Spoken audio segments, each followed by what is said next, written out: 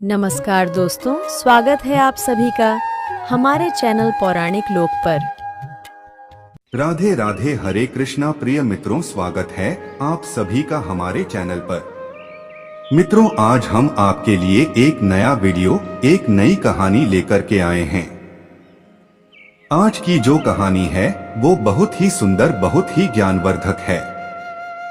प्रिय मित्रों, बूढ़ी चिड़िया ने बताया कि चाहे कितने ही सगे हो पर इन 4 लोगों के पास अपनी स्त्री को भूलकर भी न छोड़े।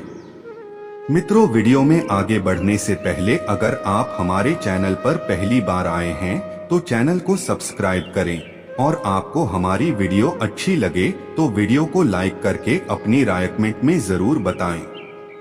मित्रों, आज की ये प्यारी सी कहानी इस प्रकार है। प्राचीन समय की बात है। किसी नगर में एक बड़ा सेठ रहता था। पूरे नगर में उसका घर सबसे आलीशान था। सेठ की पत्नी बड़ी रूपवान थी। पूरे नगर में कोई भी स्त्री सेठ की पत्नी से सुंदर नहीं थी। उस सेठ के घर में एक वट वृक्ष था जिसमें एक बूढ़ी चिड़िया अपना घोंसला बनाकर रहती थी। सेठ और सेठ की पत्नी उस चिड़िया का खूब ध्यान रखते थे। चिड़िया को हर रोज दाना पानी देते और उसे खूब प्यार करते। सेठ के घर में कई पुरुष नौकर चाकर थे और सेठ व्यापार के काम से कई दिनों के लिए नगर से बाहर जाता रहता था। एक दिन चिड़िया सेठ से कहती है कि सेठ जी, आपको अपनी पत्नी को अकेला छोड़कर नहीं जाना चाहिए। तब सेठ कहता है कि चिड़िया, तुम ऐसा क्यों कह रही हो? प्रिय मित्रों, तब चिड़िया कहती है कि सेठ जी, यह बात मैं आपको एक कहानी के माध्यम से बताती हूँ। आप ऐसे नहीं समझेंगे, मैं आपको एक कहानी सुनाती हूँ। सेठ कहते हैं कि ठीक है चिड़िया, तुम कहानी सुना। तब चिड़िया अपनी कहानी प्रारंभ करती है और कहती है कि सेठ जी, आप इस कहानी को ध्यान से सुनिएगा और इन बातों को याद रखिएगा। चिड़िया कहती है, किसी राज्य में राजा वीर प्रताप राज करते थे। राजा प्रताप कुछ सनकी किस्म का राजा था। एक बार राजा भ्रमण करते करते जंगल में चले गए तो जंगल में घूमते घूमते उनकी भेंट एक सन्यासी से होती है।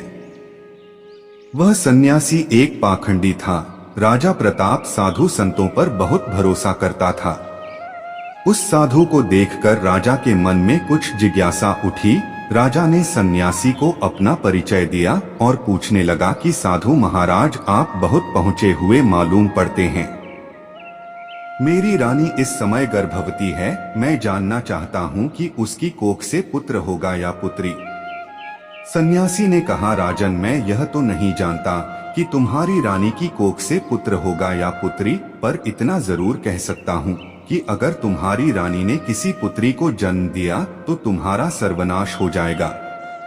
सन्यासी की यह बात सुनकर राजा बड़ा भयभीत हो गया और सोचने लगा कि अगर मेरी रानी ने किसी पुत्री को जन्म दे दिया तो मैं कहीं का नहीं रहूंगा।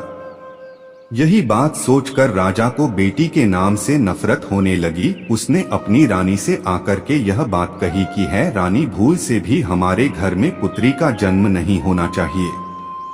अगर हमारे घर में पुत्री पैदा हुई तो मैं तुम्हें जान से मरवा दूंगा और उस पुत्री को भी मार डालूंगा।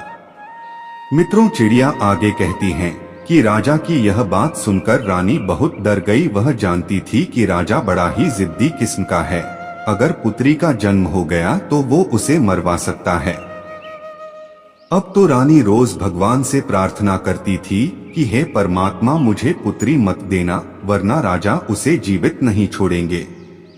मित्रों, भगवान की कृपा से महाराज प्रताप की रानी ने एक पुत्र को जन्म दिया।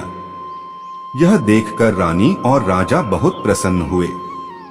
राजा तो इसीलिए प्रसन्न हुआ कि पुत्री नहीं हुई, किंतु रानी इसलिए प्रसन्न हुई कि अगर पुत्री होती तो कन्या हत्या का दोष लगता। कुछ समय बाद रानी ने फिर से गर्भ धारण किया। बच्चे का जब जन्म होने का समय आया, उसी दौरान राजा को किसी जरूरी काम से दूसरे राज्य में जाना पड़ गया और उसे लौटने में कई दिन लगने वाले थे। जाते जाते राजा अपनी रानी से कह गया कि यदि तुम्हारे गर्भ से बेटी का जन्म हो तो उसे मरवा देना, मैं बेटी का चेहरा नहीं देखना चाहता। चिड़िया आगे कहती हैं कि इतना कहकर राजा तो चला गया और उसे अपने नगर लौटने में कई माह का समय लग गया। लेकिन इसी दौरान रानी ने एक पुत्री को जन्म दिया।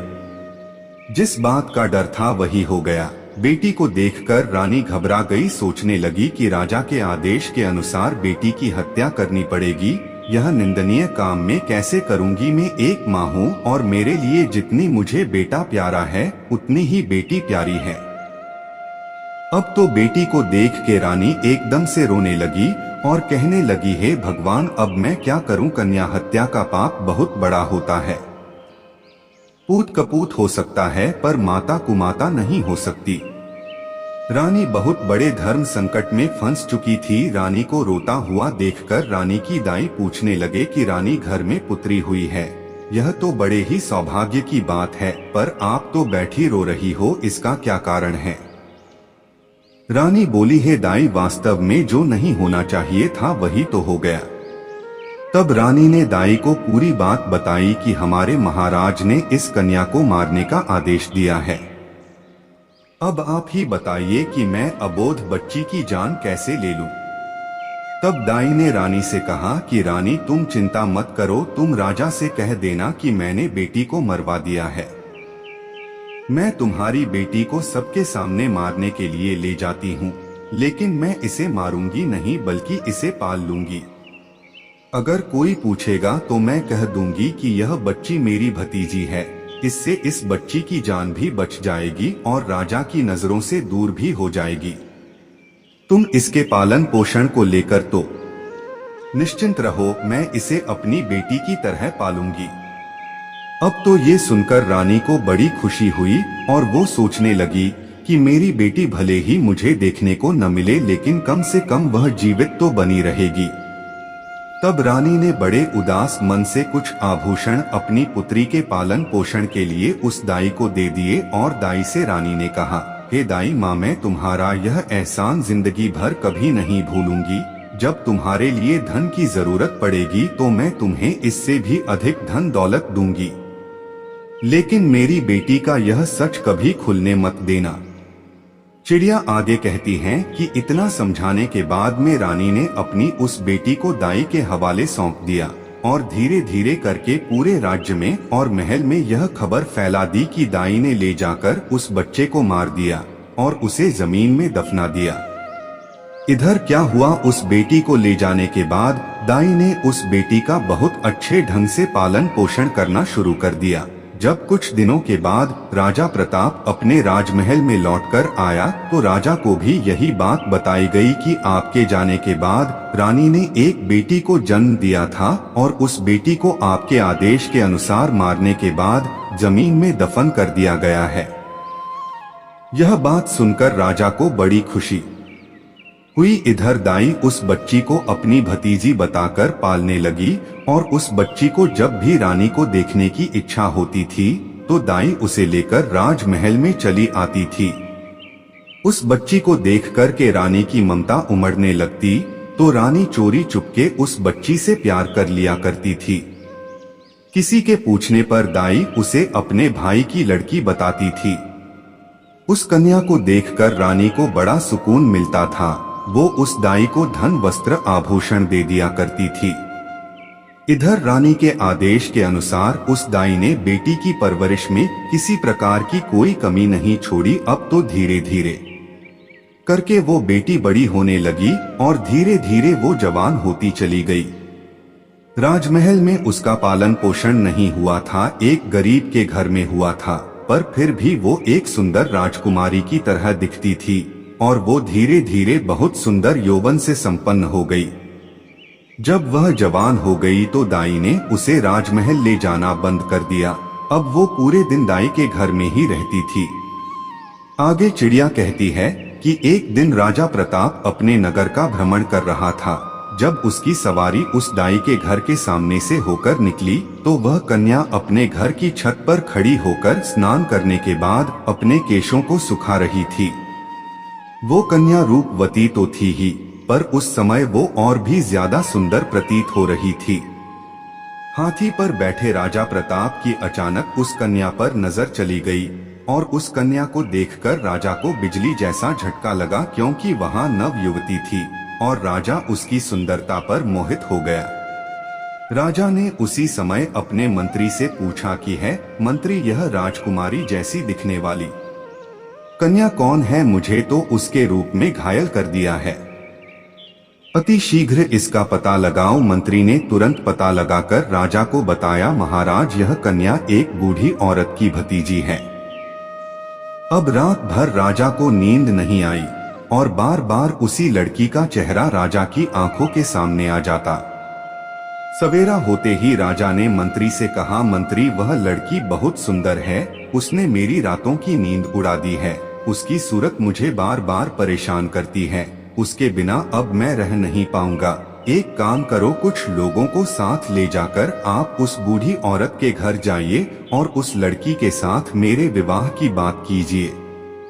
उसी दिन राजा के कहने पर राजा का मंत्री अपने कुछ सैनिकों को साथ लेकर उस लड़की का हाथ मांगने उस बूढ़ी औरत के घर जाता है और सारी बात उस दाई को बताता है कि हमारे राजा साहब आपकी बेटी से विवाह करना चाहते हैं। आपकी पुत्री को राजा साहब अपनी रानी बनाना चाहते हैं। मंत्री के मुख से ऐसे शब्दों को सुनने के बाद में दाई के एकदम से होश उड़ गए। दाई मन में सोचने लगी, हे भगवान, यह कैसा अनर्थ होने जा रहा है, आखिर अब मैं क्या करूं? यह कन्या तो उसी राजा की बेटी है और राजा इस बात को नहीं जानता है। अब उसी समय उस बूढ़ी माँ ने साफ इनकार करते हुए कहा, मंत्री जी, मैं एक गरीब स्त्री हूँ और मेरी भतीजी राजा साहब के लायक नहीं है, इसलिए आप दोबारा इस रिश्ते को लेकर कभी मेरे घर मत आना। मंत्री ने कहा है, माँ तुम कैसी मूर्ख स्त्री हो, राजा के साथ अपनी बेटी का विवाह करने से इनकार कर रही हो। तुझे तो अपना भाग्य समझना चाहिए कि राजा स्वयं तेरी बेटी से विवाह करने का इच्छुक है। मंत्री के बार बार कहने पर भी उस बूढ़ी औरत ने राजा के साथ बेटी का विवाह करने से इनकार कर दिया। हारकर मंत्री वापस चला गया और राजा को सारी बात बताई कि वह बुढ़िया आपके साथ अपनी बेटी का विवाह करने से इनकार कर रही है। चिड़िया आगे कहती हैं कि सेठ जी इस बार राजा ने और कुछ लोगों को बुढ़िया के घर पर भेजा और उनके द्वारा हजारों तरह के लालच दिए, उसे डराया धमकाया भी, परंतु वह बूढ़ी औरत इस प्रस्ताव के लिए राजी नहीं हुई। बुढ़िया का ऐसा स्वभाव देखकर राजा एकदम गुस्से से भर गया। राजा ने उसी समय तुरंत ही हुक्म दे दिया कि उस बूढ़ी औरत को पकड़कर हमारे दरबार में लेकर जल्दी से जल्दी आओ। राजा का आदेश पाने के बाद में राजा के सिपाही तुरंत ही दौड़े दौड़े गए और उस बूढ़ी औरत को बंदी बनाकर ले आए और बंदी बनाने के बाद दरबार में लाकर उस बूढ़ी औरत की खूब पिटाई की। सैनिकों की मार को वह स्त्री बर्दाश्त नहीं कर पाई। कोड़ों की मार पड़ते ही बूढ़ी औरत राजा के सम्मुख एकदम से चीखकर गिर पड़ी और उसने सारी सच्चाई बता दी कि है महाराज, वो लड़की कोई और नहीं बल्कि आपकी ही सगी बेटी है। आपकी रानी ने मुझे जब उस बेटी को मारने के लिए दिया तो मैंने उस बेटी को मारना ठीक नहीं समझा। मारने की बजाय मैंने उसे अपने घर में रखकर अपने भाई की बेटी बताकर उसे पालना उचित समझा। मैंने ही आपकी बेटी को पाल पोसकर इतना बड़ा कर दिया है। यदि आप अपनी ही बेटी से विवाह करेंगे तो यह बहुत बड़ी पाप की बात हो जाएगी। दाई की यह बात सुनकर राजा चकित रह गया। उसने अपना माथा पीटा और सोचने लगा, हे भगवान, मैं यह कितना बड़ा पाप करने जा रहा था, तूने मुझे इतने बड़े पाप में पड़ने से बचा लिया। अब तो राजा प्रताप को और ज्यादा गुस्सा आने लगा। उसने तुरंत ही अपने बेटे को हुक्म दिया कि बेटा, अपनी बहन को जंगल में ले जाकर इसका सर काट देना और इसे वहीं दफना देना, और प्रमाण के लिए तुम इसकी दोनों आंखें निकालकर मुझे लाकर दिखाना। उस राजा का एक बेटा था जो उस लड़की से बड़ा था। अब वह भी जवान हो चुका था। वो राजकुमार अपने पिता की ऐसी बातों को सुनने के बाद एकदम से परेशान हो गया और सोचने लगा कि पिताजी ने मुझे बहुत ही पाप का कार्य सौंपा है। इतने वर्षों के बाद तो मुझे मेरी बहन मिली है और उसे मैं अपने ही हाथों मार डालूं, भगवान कभी मुझे क्षमा नहीं करेंगे। हे भगवान, यह मुझसे न कराओ। अब तो राजकुमार सोच सोच कर बड़ा दुखी होने लगा और मन में सोचने लगा कि किस प्रकार अपने हाथों से अपनी बहन का कत्ल करूंगा, किस तरह मैं अपनी बहन की आंखें निकलूंगा। यदि मैं बहन का कत्ल करने से मना करता हूँ तो राजा बहुत बड़ा जिद्दी है, वह मुझसे नहीं तो किसी और से मेरी बहन को मरवा ही देगा। अब तो मजबूर होकर के राजकुमार अपनी बहन को लेकर जंगल की ओर चलने लगा, क्योंकि उसे जाना ही था, उसके पिता ने आदेश जो दिया था। बहन को जंगल में ले जाते समय अपने भाई का प्यार बहन के लिए उमड़ पड़ा और कहने लगा है, बहन, किसी भी सूरत में मैं तुम्हारा कत्ल नहीं करूंगा, मैं तुम्हें यही जंगल में छोड़ देता हूँ। अब आगे तुम्हारी किस्मत रही कि वो तुम्हारे साथ क्या करती है। तब बहन ने जवाब दिया, भैया, तुम मुझे मार दो और मारकर मेरी आंखें निकालकर पिताश्री को ले जाकर दिखा दो, और यदि तू मेरी आंखें निकाल करके नहीं ले जाएगा तो हमारा पिता तुझे भी मार देगा। उस समय वे दोनों भाई बहन एक दूसरे से लिपटकर बहुत रो रहे थे। उनके ऊपर दुखों का पहाड़ टूट पड़ा था और उन्हें कुछ समझ में नहीं आ रहा था कि वे क्या करें। अंत में राजकुमार इस नतीजे पर पहुंचा, उसने निश्चय कर लिया कि वह अपनी बहन को नहीं मारेगा। उसने अपनी बहन को समझाया कि बहन, मैं तुम्हें इस जंगल में छोड़े जा रहा हूँ, आगे भगवान मालिक है कि वो तुम्हारे साथ क्या करेगा। मैं कोई न कोई बहाना पिताजी के सामने बना दूंगा। इतना कह करके उसने अपनी बहन को वहीं जंगल में छोड़ दिया और महल के लिए चल पड़ा। आगे जाकर उसे जंगल में एक हिरन दिखाई दिया। उसने तुरंत हिरन को मार दिया और उसकी दोनों आंखें निकाल ली। उसके बाद वह अपने पिता के समक्ष पहुंचा और वहीं हिरन की दोनों आंखें दिखाते हुए कहा, पिताजी, मैंने बहन को मारकर एक नदी में फेंक दिया है। वे आंखें देख कर के राजा को भी भरोसा हो गया कि वास्तव में मेरे पुत्र ने उस लड़की को मार दिया है। यह सब सुनकर राजा बड़ा प्रसन्न हुआ। इधर रानी ने अपने बेटे को अपने पास बुलाया और पूछा, बेटा, क्या तू सच में अपनी बहन को मार आया है? तब राजकुमार कहता है, माँ, मैं तुमसे झूठ नहीं बोलूंगा, मैंने अपनी बहन को नहीं मारा, बल्कि मैं उसे जंगल में छोड़कर चला आया हूँ। बेटे की यह सुनकर रानी को बड़ा सुकून मिला। वह भगवान से प्रार्थना करने लगी, हे भगवान, तुम्हारा बहुत बहुत धन्यवाद जो तुमने मेरे बेटे को सद्बुद्धि दी। मेरी बेटी जंगल में अकेले भटक रही होगी, तुम उसकी रक्षा करना और उसे ऐसी जगह पर लगा देना कि उसके जीवन की नैया पार हो जाए। जब मैंने उसे जन्म दिया है तो वह अपना पूरा जीवन जीकर ही मृत्यु को प्राप्त हो। इधर राजकुमारी जंगल में पत्ते फूल खाकर धीरे धीरे करके अपना गुजारा करने लगी। पेड़, पत्थर और कटीली झाड़ियों के बीच घूमते घूमते उसके वस्त्र बिल्कुल फट चुके थे। वह अर्धनग्न अवस्था में उसी जंगल में भटक रही थी। अब कई दिन उसे जंगल में बीत चुके थे। एक दिन ऐसा भी आ गया कि उसके शरीर पर कोई भी वस्त्र नहीं बचा। वह वृक्षों से फल फूल खाकर अपना दिन गुजारती थी और घनी झाड़ के बीच छिपकर सो जाती थी। एक दिन उसी जंगल में एक दूसरे राज्य का राजा चंद्रभान शिकार खेलने के लिए आया हुआ था। इधर राजकुमारी वृक्षों से फल तोड़कर खा रही थी। जैसे ही उसके कानों में घोड़े की आवाज पहुंची तो राजकुमारी घनी झाड़ियों के बीच छिपकर बैठ गई। सहयोग से वो राजा भी उसी वृक्ष के नीचे आकर विश्राम करने के लिए बैठ गया। अचानक राजा की नजर उन झाड़ियों के बीच गई। उसने देखा कि झाड़ियों के बीच कोई बैठा है। किसी मनुष्य की आकृति नजर आ रही थी। राजा ने फौरन आवाज लगाई, तुम कौन हो और इन झाड़ियों के बीच में क्या कर रहे हो? तुम जो भी हो फौरन बाहर निकल कर आओ। मैं तुम्हें विश्वास दिलाता हूँ, मैं तुम्हें कोई हानि नहीं पहुँचने दूंगा। राजा की बात सुनकर झाड़ियों के बीच से राजकुमारी ने आवाज दी, हे राहगीर, मैं एक दुखी लाचार स्त्री हूँ। मेरे बदन पर वस्त्र नहीं है, मैं निर्वस्त्र हूँ। यदि तुम कोई वस्त्र मुझे दे दो तो मैं उसे पहनकर बाहर आ जाऊंगी। किसी स्त्री की आवाज सुनकर राजा आश्चर्यचकित हो गया कि इस जंगल के बीच में भला ये स्त्री क्या कर रही है, जरूर किसी दुख की मारी होगी। तब राजा ने जो चादर अपने गले में डाले था उसे झाड़ियों के बीच फेंक दिया। और उसके बाद उस राजकुमारी ने अपने बदन को उस चादर से अच्छी तरह से ढका और उसके बाद राजा चंद्रभान के सामने आई। राजा ने जब उसकी सुंदरता को देखा तो वो उसे देखता ही रह गया और सोचने लगा कि इतनी सुंदर स्त्री मैंने अपने जीवन में पहले कभी नहीं देखी है। किस मूर्ख ने इसे जंगल में छोड़ दिया है? यह तो हमारी रानी बनने के योग्य है। तब राजा ने अपने बारे में राजकुमारी को बताया और बोला, हे सुंदरी, तुम जो भी हो उससे मुझे कुछ मतलब नहीं है। अब मैं तुम्हें अपनी रानी बनाना चाहता हूँ।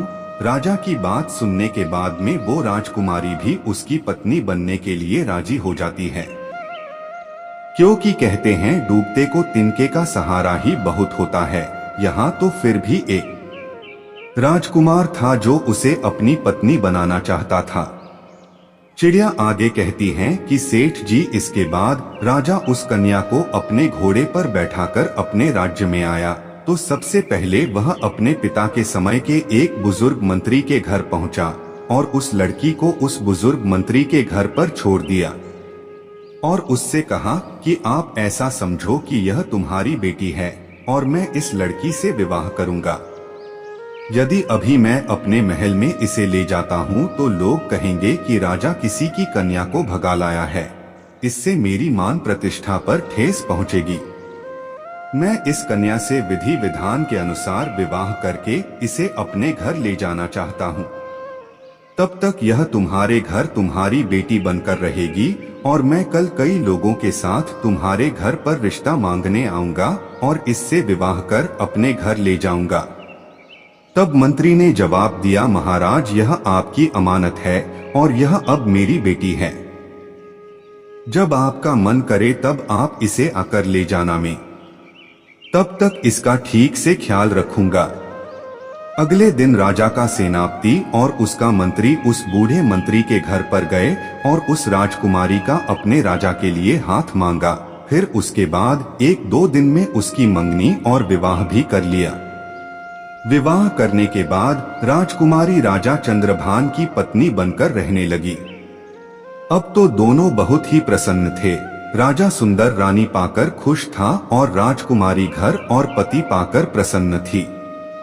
राजा चंद्रभान ने शादी के बाद भी अपनी पत्नी से कभी उसका परिचय नहीं पूछा। इसी प्रकार दोनों को एक साथ रहते रहते 2 वर्ष बीत गए। धीरे धीरे वह समय भी आ गया जब रानी ने पुत्र को जन्म दिया। अब तो राजा चंद्रभान और भी ज्यादा खुश हो गया। एक दिन राजा ने अपनी रानी से पूछा, हे प्रिय, अब हम दोनों एक पुत्र के माता पिता बन चुके हैं, हमारा संबंध अटूट हो गया है। अब तुम मुझे अपने कुल खानदान और अपने अतीत के बारे में समझाओ। तब राजकुमारी ने किसी प्रकार से उस बात को टाल दिया। इसी प्रकार से कई वर्ष बीत गए। कुछ समय बाद रानी ने फिर एक पुत्र को जन्म दिया। तब राजा ने फिर से अपनी रानी से वही बात दोहराई। राजकुमारी अपने बीते कल की बातें अपने पति को नहीं बताना चाहती थी, लेकिन राजा ने उनका अतीत जानने की बहुत इच्छा जताई। रानी भी जानती थी कि राजा साहब उनसे बहुत प्रेम करते हैं। तब राजकुमारी ने राजा के पूछने पर अपने जीवन की सारी कहानी सुनाई। जब राजा ने राजकुमारी के मुख से ऐसी दुख भरी दास्तान सुनी तो उसकी भी आंखों में आंसू आ गए। राजा उसके पिता को धिक्कारने लगा। उसके बाद रानी से बोला कि रानी, अगर मैं तुम्हें तुम्हारे पिता से मिलाने चालूं तो क्या तुम मेरे साथ चलोगी? उस राजकुमारी ने अपने पिता से मिलने से इनकार कर दिया। राजा ने बहुत आग्रह किया कि तुम्हें एक बार अपने पिता से जरूर मिलना चाहिए। राजा के बार बार निवेदन करने पर रानी अपने पिता से मिलने को तैयार हो गई। अगले दिन राजा ने राजा प्रताप के यहाँ जाने का निश्चय किया। रथ सजाया गया, जाने की पूरी तैयारी हो गई। तभी राजा के पास एक जरूरी काम आ गया। राजा को बहुत जरूरी काम से दूसरे शहर में जाना था, तो राजा ने अपने मंत्री और सेनापति से कह दिया कि तुम सेना की एक टुकड़ी लेकर रानी के साथ चले जाओ, मैं अपना काम निपटाकर वहीं पहुंच जाऊंगा। इस प्रकार राजा चंद्रभान ने अपने मंत्री और सैनिकों के साथ में अपनी रानी और बच्चों को राजा प्रताप के राज्य को रवाना कर दिया और रानी को भली भांति समझा दिया कि अपने पिता के यहाँ जाकर तुम घबराना मत, मैं तुम्हारे पहुँचने से पहले तुम्हारे माता पिता के यहाँ पहुँच जाऊंगा। प्रिय दर्शकों, इधर राजा चंद्रभान का मंत्री और सेनापति कुछ सेना को साथ लेकर राजकुमारी के साथ राजा प्रताप के राज्य की तरफ चल पड़े। राजा चंद्रभान के राज्य से राजा प्रताप का राज्य काफी दूर था, इसलिए चलते चलते रास्ते में ही उन्हें शाम हो गई और एक जगह पर उन्होंने अपने डेरा तंबू जमा दिए और रात भर वहीं रुकने का निश्चय किया। प्रिय दर्शकों, जहां पर राजकुमारी का डेरा लगाया गया था, उसी जगह पर मंत्री ने भी अपना डेरा लगा दिया। ठीक उसके बराबर में मंत्री का डेरा देखकर के राजकुमारी ने जवाब दिया, हे मंत्री, क्या तुम जानते हो कि मैं एक राजा की बेटी हूँ और एक राजा की पत्नी भी।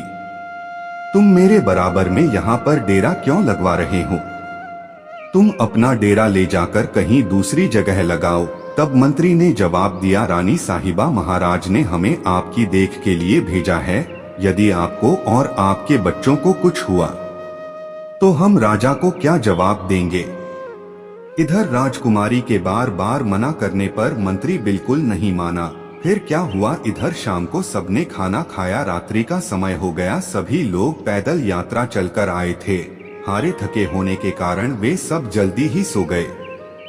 रात्रि के दूसरे पहर में मंत्री राजकुमारी के डेरे में घुस आया। जैसे ही मंत्री राजकुमारी के डेरे में घुसा तो तुरंत ही एकदम से राजकुमारी उठकर बैठ गई। वो मंत्री की बुरी मंशा को भाप गई थी। अब तो राजकुमारी को अंदाजा हो गया था कि मंत्री के मन में किसी न किसी प्रकार का जरूर खोट है।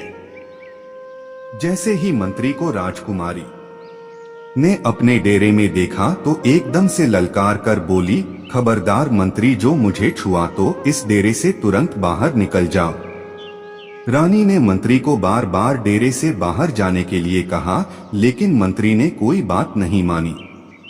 मंत्री धीरे धीरे करके आगे बढ़ता ही चला गया।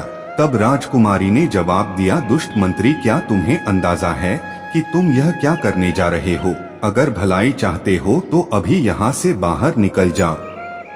प्रिय दर्शकों, उस राजकुमारी की बात मंत्री ने अनसुनी कर दी। तब उसी समय पर राजकुमारी ने अपने बड़े बेटे को मंत्री के सामने कर दिया। बेटे को सामने खड़ा करने के बाद में राजकुमारी ने मंत्री को भगवान और बेटे की दुहाई दी, कसम दी, लेकिन वो पीछे लौटने के लिए मंजूर नहीं हुआ। उस मंत्री के दिमाग में शैतान घुस चुका था, वह वासना में अंधा हो चुका था। उस समय उसे कुछ दिखाई नहीं दे रहा था। उसके दिल और दिमाग में रानी का सुंदर चेहरा बसा हुआ था। मंत्री एकदम आगे बढ़ा और तलवार निकालने के बाद राजकुमारी के बड़े बेटे का सिर धड़ से अलग कर दिया। बेटे का सिर कटने के बाद में राजकुमारी तुरंत ही समझ गई कि यह दुष्ट मंत्री अब नहीं मानेगा, तो अपनी लाज बचाने के लिए रानी ने कुछ नरम रुख अपनाते हुए कहा, तुम थोड़ी देर ठहरो, मैं अभी आती हूँ। उसके बाद में जो तुम्हारे मन में हो वह तुम कर लेना। इतना कहने के बाद में रानी उस डेरे से बाहर निकल गई और वहां से भागकर जंगल में चली गई। सुबह होने तक रानी झाड़ियों में छुपी रही और जब वह सुबह होने पर लौटकर अपने डेरे में आई तो उसने क्या देखा कि उसके बेटे का सिर कटा हुआ पड़ा है। अपने बेटे की लाश देखने के बाद में अब तो रानी की हालत और भी ज्यादा खराब हो गई, लेकिन वह कर भी क्या सकती थी। उस शैतान के सामने वो बेबस थी। बेटे की मृत्यु का गम अपने मन में छुपाए वो उनके साथ आगे को चल पड़ी। चलते चलते जब वह शाम के होने पर एक जगह पर और रुके, अब तो दूसरी रात के लिए अगला डेरा डाला गया। तो राजकुमारी के डेरे के पास में सेनापति ने अपना डेरा लगाया। तब राजकुमारी ने सेनापति को बुलाकर कहा कि तुम अपने डेरे को यहाँ से दूर हटा करके लगाओ। तब सेनापति ने जवाब दिया है, राजकुमारी, मेरी जिम्मेदारी है कि मैं आपकी सुरक्षा करूं। राजकुमारी के बार बार मना करने पर भी उस सेनापति ने अपने डेरे को वहां से दूर नहीं लगाया। अब तो राजकुमारी को सब समझ में आ चुका था। इस चिंता को लेकर राजकुमारी पूरी रात सो नहीं पाई। जैसे ही आधी रात होती है तब उसी समय पर सेनापति के दिमाग में वासना का शैतान घुस जाता है। वह राजकुमारी के डेरे में रात्रि के समय में प्रवेश कर गया तो राजकुमारी ने उस सेनापति को भी ललकार कर कहा, हे सेनापति, क्या तुम जानते नहीं कि मैं कौन हूँ? तुम्हें पता होना चाहिए, मैं एक राजा की पत्नी हूँ, राजा की बेटी हूँ। यह सब जानते हुए भी तुम मेरे डेरे में घुसे चले आ रहे हो। तुम तुरंत ही मेरे डेरे से बाहर निकल जाओ। प्रिय दर्शकों, वह दुष्ट सेनापति कहाँ मानने वाला था। उसके हृदय में तो काम वासना उत्पन्न हो गई थी। वह तो काम वासना के चक्कर में अंधा हो चुका था। इसीलिए राजकुमारी के बार बार निवेदन करने पर भी उस सेनापति ने राजकुमारी की एक नहीं मानी। जब वह रानी की ओर बढ़ने लगा तो राजकुमारी ने अपने छोटे बेटे को उस सेनापति के सामने खड़ा कर दिया और उसकी कसम दी कि तुझे मेरे बेटे की कसम है, यदि तुमने मेरे ऊपर बुरी नजर डाली। राजकुमारी के इन शब्दों को सुनने के बाद में उस सेनापति ने अपने म्यान से तलवार निकाली और उस छोटे से बेटे का सर काट करके अलग कर दिया। इस प्रकार से राजकुमारी के दूसरे बेटे का भी सिर कट गया। तब उसी समय पर राजकुमारी ने कहा, ही सेनापति, तुम थोड़ा सा रुको, मैं अभी आती हूँ। उसके बाद में जो तुम्हारी इच्छा हो वो तुम मेरे साथ कर लेना। चिड़िया आगे कहती हैं कि सेठ जी, अब तो राजकुमारी वहां से भाग निकली और भागते भागते वह जंगल में चली गई और आगे जाकर उसे एक गहरी नदी दिखाई दी। अब तो राजकुमारी ने मन में यह दृढ़ निश्चय कर लिया कि जब मेरी संतान ही नहीं रही, मेरे बच्चे ही नहीं रहे, तो फिर ऐसे में मैं जीकर क्या करूंगी। ऐसा निश्चय करके वह मरने के उद्देश्य से नदी में कूद गई। परंतु पानी का बहाव इतना तेज था कि जैसे ही रानी उस नदी में कूदी तो पानी का बहाव उसे एकदम खींच ले गया। उसी जंगल के पास में एक बड़ी नदी से लगती हुई एक छोटी नदी बहती हुई जा रही थी। नदी में बहते बहते वह उसी छोटी नदी के उसी किनारे पर जाकर लगी। सुबह हो चुकी थी। वहां पर दो सन्यासी महात्मा उसी नदी में अपने गुरु के वस्त्र धोने के लिए आए थे। उसी समय उन सन्यासी महात्माओं ने देखा कि कोई औरत इस नदी में बहते हुए हमारी तरफ आ रही है। उन दोनों योगियों ने रानी को पकड़कर बाहर निकाल लिया। अब तो राजकुमारी के पैरों तले जमीन खिसक गई। अब राजकुमारी मन में सोचने लगी कि उस मंत्री और सेनापति से मुझे जैसे तैसे छुटकारा तो मिल गया, अब यहाँ से इन दो योगियों ने मुझे घेर लिया है। जैसे ही दो योगियों ने राजकुमारी को पकड़ा तब तक चार सन्यासी महात्मा और आ पहुँचे। अब तो राजकुमारी और भी ज्यादा डर गई और सोचने लगी, अब तो मैं यहाँ पर और भी बड़ी मुसीबत में फंस गई हूँ। अब क्या होगा। मित्रों, वो रानी इतनी सुंदर थी कि जो कोई उसे देख लेता था वह पागल हो जाता था। अब तो वो महात्मा आपस में लड़ने लगे, एक दूसरे के साथ धक्का मुक्की करने लगे, एक दूसरे को धक्का देकर कहने लगे, यह राजकुमारी मेरी है, यह मेरी है। आखिर अंत में संत महात्माओं ने यह सोचा कि ऐसे तो हम छह में कोई फैसला नहीं हो पाएगा, हम अपने गुरुजी के पास में इस राजकुमारी को लेकर चलते हैं, वहीं हमारा फैसला करेंगे। अपने गुरुजी के पास पहुंचने के बाद में उन योगियों ने राजकुमारी को देखते हुए अपनी इच्छा जाहिर की। अपने शिष्यों को एक स्त्री के पीछे आपस में लड़ते देखा तो गुरु उनको समझाने लगे। मित्रों, जो योगियों के गुरु थे वह बड़े ही विद्वान और तपस्वी संत थे। गुरुजी ने उस औरत को देखते ही समझ लिया कि यह स्त्री जो है यह कोई राजघराने से है। फिर उन्होंने अपने शिष्यों को समझाया कि शिष्य, तुम 6 भाई हो और तुम्हारी कोई बहन नहीं है। तुम एक काम करो, इसे अपनी बहन के रूप में स्वीकार कर लो। यदि यह तुम्हारी बहन बनकर तुम्हारे आश्रम पर रहेगी तो एक न एक दिन तुम्हारी जिंदगी बदल जाएगी।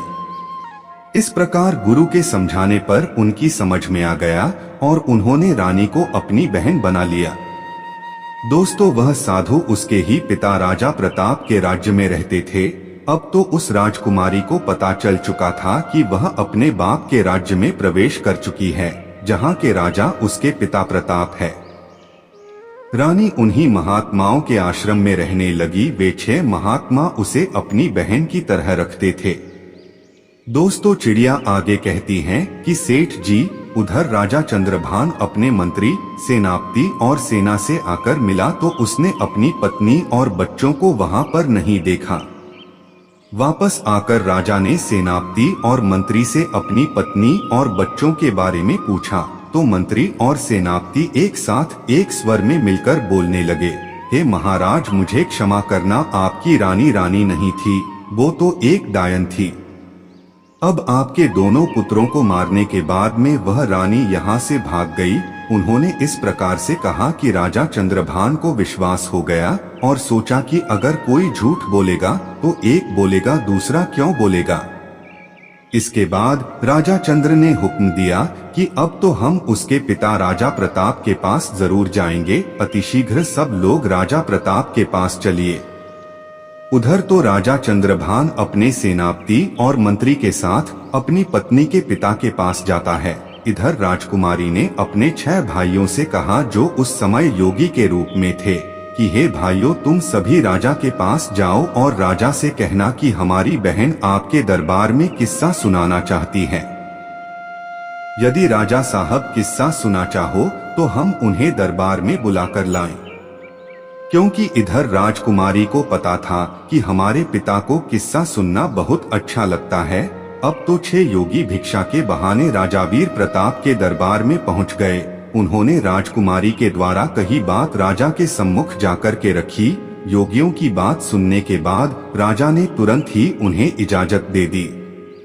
दोस्तों अब तो किस्सा सुनाने के लिए अगले दिन योगी अपनी बहन को लेकर राज के दरबार में पधारे। राजकुमारी जोगियों के भेष में थी, इसलिए कोई पहचान नहीं पाया। जब उसने राज दरबार में किस्सा सुनाया तो सब लोग बड़े ध्यान से सुनने लगे।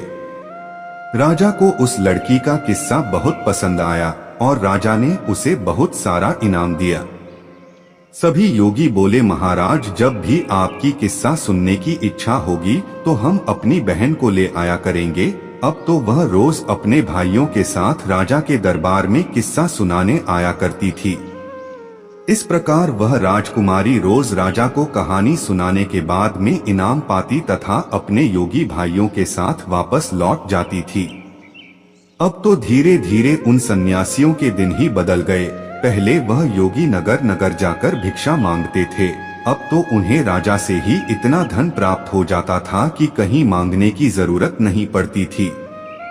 दोस्तों अगली रात को राजकुमारी राजा को किस्सा सुनाने के लिए उनके राज दरबार में आई तो उसने अपने पति, मंत्री और सेनापति को वहीं बैठे हुए देखा। तब राजकुमारी ने सोचा, आज तो यह सभी यहाँ पर उपस्थित है तो किस्सा सुनाने में बहुत ज्यादा आनंद आएगा।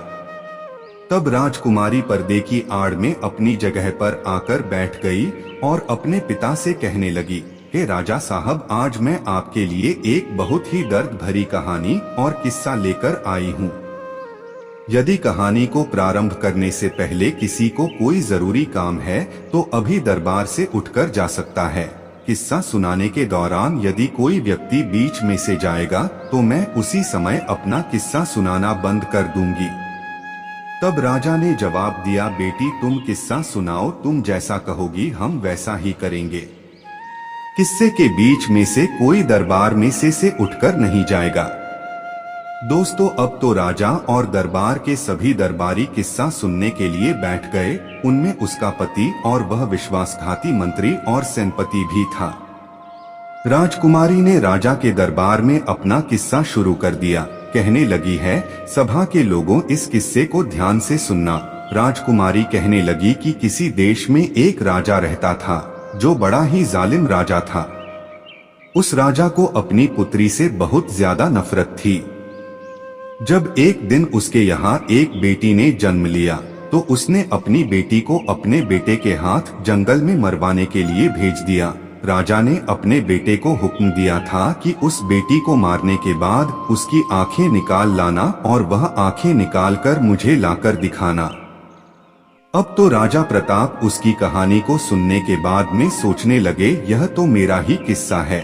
खुश होकर के राजा प्रताप ने उन योगियों के पास में अपनी मोतियों की माला फेरते हुए कहा, इस किस्से को अंत तक जरूर सुनाया जाए। दोस्तों, अब तो राजा की आंखों में पानी भर आया, क्योंकि राजा प्रताप को अब तो अपनी करनी पर बहुत पश्चाताप हो रहा था। फिर राजकुमारी आगे बताने लगती है, महाराज, जब उसका भाई उसे मारने के लिए जंगल में ले गया तो उसके भाई ने उस राजकुमारी को, उस बहन को नहीं मारा और जंगल में अपनी बहन को छोड़कर वापस राजभवन के लिए लौट गया। अब यह जानकर के राजा थोड़ा प्रसन्न हुआ। राजा मन में सोचने लगा, शायद हो सकता है आज भी मेरी बेटी जिंदा हो। इधर वहीं राजकुमारी अपने किस्से को सुनाती हुई आगे बोली, जब उसका भाई उस लड़की को जंगल में छोड़ आया तब वो बेचारी भूखी प्यासी इधर उधर भटकने लगी। भूख लगने पर वृक्षों के पत्ते और फल फूल खा लिया करती थी।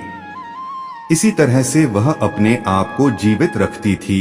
इस प्रकार से जंगल में रहते रहते उस बेटी के तन पर एक भी वस्त्र साबुत नहीं बचा। तो कहीं से एक दिन घूमता हुआ घोड़े पर सवार एक आदमी आया। वह आदमी किसी देश का राजा था। उसकी नजर जब उस लड़की पर पड़ी तो वह लड़की निर्वस्त्र थी। उस राजा ने लड़की को अपना बदन ढकने के लिए अपनी चादर दे दी और वहां से उसे अपने नगर ले गया और बिना कुछ जाने राजा ने उस लड़की से विवाह कर लिया। दोस्तों, रानी ऐसा किस्सा सुना रही थी जिससे के बीच में अपनी कहानी को सुनकर राजा चंद्रभान समझ गया कि यह तो उसका ही किस्सा है। उसने भी खुश होकर के एक मोतियों की माला जोगियों के पास फेंक दी और बोला, यह किस्सा जारी रखा जाए और यह किस्सा अंत तक होना चाहिए। तब आगे राजकुमारी कहने लगी, अब तो वह लड़की किसी राजा की रानी बन चुकी थी। राजा की रानी बनने के बाद में उस लड़की की कोख से 2 बेटों ने जन्म लिया। एक दिन उसके पति ने अपनी पत्नी से उसके जीवन की पूरी घटना पूछी कि तुम कौन हो और उस जंगल में निर्वस्त्र क्यों भटक रही थी। तब उस लड़की ने अपने पिता की करतूतें अपने पति को बताई। यह सुनकर उसका पति बड़ा दुखी हुआ। उसका पति दिल का बहुत अच्छा इंसान था। यह जानकर कि उसकी पत्नी का एक राजा पिता भी है तो उसे उसके पिता से मिलाने के लिए उस राजा ने अगले दिन तैयारी की। लेकिन उसने एक गलती कर दी। उसने अपनी पत्नी और बेटों की सुरक्षा के लिए स्वयं न जाकर अपने मंत्री और सेनापति को उसके साथ भेज दिया और यह उसकी सबसे बड़ी भूल थी। क्योंकि कहते हैं, चाहे कोई कितना ही सगा क्यों न हो, अपनी जवान स्त्री, जवान बहन, जवान बेटी को किसी दूसरे पुरुष पर भरोसा करके उसके साथ अकेले नहीं छोड़ना चाहिए, चाहे वह कितना ही वफादार और विश्वासपात्र हो। क्योंकि जब वासना दिमाग पर हावी होती है तो सारी वफादारी, सारा विश्वास धरा रह जाता है और स्त्री तो वैसे भी पुरुष के लिए आकर्षण का केंद्र होती है। अगर वह अकेली किसी अन्य पुरुष के साथ जाती है या ठहरती है तो उस पुरुष के मन में काम रूपी विचार आ ही जाता है। इसलिए भूलकर भी कभी अपनी बहन, बेटी, पत्नी को किसी अन्य के साथ नहीं छोड़ना चाहिए। खास करके तब तो और भी नहीं छोड़ना चाहिए जब कोई नारी जवान हो, सुंदर हो और अकेली हो। कहते हैं, स्त्री, धन और विद्या, यह 3 चीज जिसके पास रहती है उसी की हो जाती है। राजकुमारी इधर राजा प्रताप के दरबार में अपना किस्सा सुना रही थी। राजा प्रताप और राजा चंद्रभान उस किस्से को बड़े ध्यान से सुन रहे थे। राजकुमारी आगे कहती हैं कि उधर उस राजा ने अपनी पत्नी और बच्चों को मंत्री और सेनापति के साथ भेज दिया। सफर ज्यादा लंबा था। चलते चलते जब रास्ते में सूर्यास्त हो गया तो उन्होंने वहीं रुकने का निश्चय किया। मंत्री ने अपना डेरा रानी के डेरे के बराबर में लगवाया। रानी ने इसका बहुत विरोध किया पर वह नहीं माना। रात्रि के समय में मंत्री ने उस राजकुमारी के साथ में दुष्कर्म करने की सोची। राजकुमारी के बार बार निवेदन करने पर भी वह दुष्ट मंत्री नहीं माना, बल्कि उसने राजकुमारी के बेटे का भी कत्ल कर दिया। जब बड़े बेटे का कत्ल कर डाला तो रानी अपना धर्म बचाने के लिए मंत्री से बहाना बनाकर जंगल में भाग गई। पूरी रात उसने जंगल में गुजारकर जैसे तैसे उस बेचारी ने अपने पतिव्रत धर्म को बचाया। जब दूसरे दिन को रानी अपने डेरे में वापस आई तो उसे अपने बेटे की लाश भी नहीं मिली। जैसे जैसे कहानी आगे बढ़ती जा रही थी, उधर मंत्री के होश खराब होते जा रहे थे। अब तो धीरे धीरे करके वह मंत्री भी बहाना बनाते हुए राजा के दरबार से उठकर जाना चाहता था, तो राजा ने तुरंत ही उसे डांट कर बैठा दिया। तब रानी आगे कहानी सुनाने लगी। अब दूसरे दिन को जब वह वहां से आगे को चले और एक जगह रास्ते में फिर डेरा तंबू लगाए, तो उस रात सेनापति डेरे में घुसकर दुष्कर्म की लालसा से रानी के पास जा पहुंचा। रानी ने पहले तो उसे खूब ललकार कर समझाया कि वह यहाँ से चला जाए, लेकिन वह दुष्ट लौटने को तैयार नहीं हुआ। रानी ने उसे अपने छोटे बेटे की कसम दी, पर वो नहीं माना। अब यह कहानी सुनकर सेनापति भी घबराने लगा, सोचने लगा यहाँ तो मेरा भेद खुल रहा है। वो भी उतरकर भागने को हुआ तो राजा ने डांटकर उसे भी बैठा दिया। राजा चंद्रभान ने कहा, क्यों भाई, सच्चाई तुमसे सुनी नहीं जा रही? सेनापति भी अपना मुंह लटकाकर चुपचाप बैठ गया। इधर किस्सा जारी था। राजकुमारी कहने लगी, फिर उसके बाद सेनापति ने भी रानी के छोटे बेटे का कत्ल कर दिया। वह गलत भाव लेकर रानी के पास बढ़ता गया, तो उसी समय पर किसी न किसी प्रकार से वह राजकुमारी अपनी जान बचाकर के वहां से भाग निकली और वहां से एक नदी में कूद गई। लेकिन उसकी किस्मत ने वहां पर उसका साथ नहीं दिया। वह बेचारी जिंदा बच गई। उस नदी में बहते बहते वह चली गई और जंगल के दूसरे छोर पर 6 योगियों के हत्थे चढ़ गई और सन्यासियों ने भी उस राजकुमारी को अपनी पत्नी बनाना चाहा, परंतु उनके महान बुद्धिमान गुरुजी ने उन सन्यासियों से यह पाप होने से बचा लिया।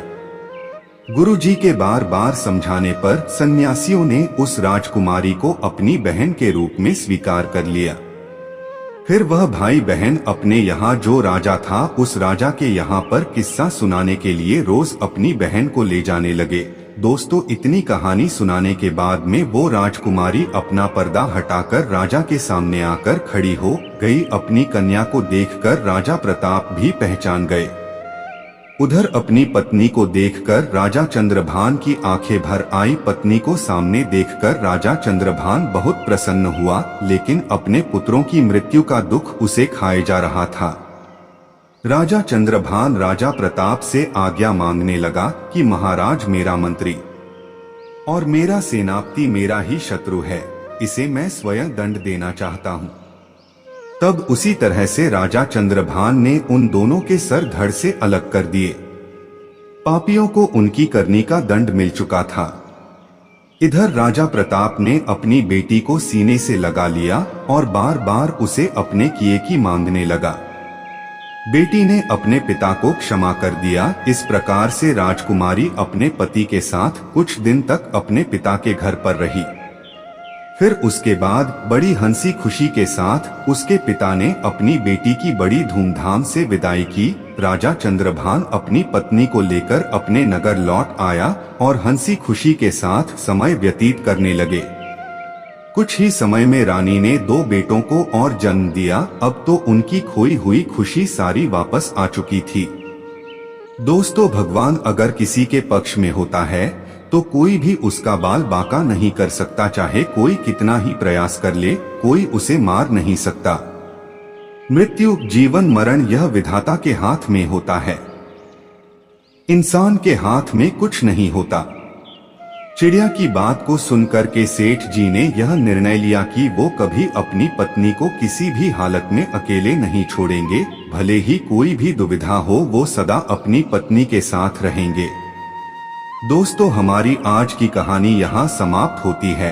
हम उम्मीद करते हैं कि आपको हमारी आज की यह कहानी, आज का यह वीडियो पसंद आया होगा और आप इसे ढेर सारी प्रेरणा लेंगे। मिलते हैं अगली वीडियो में, तब तक के लिए नमस्कार, धन्यवाद।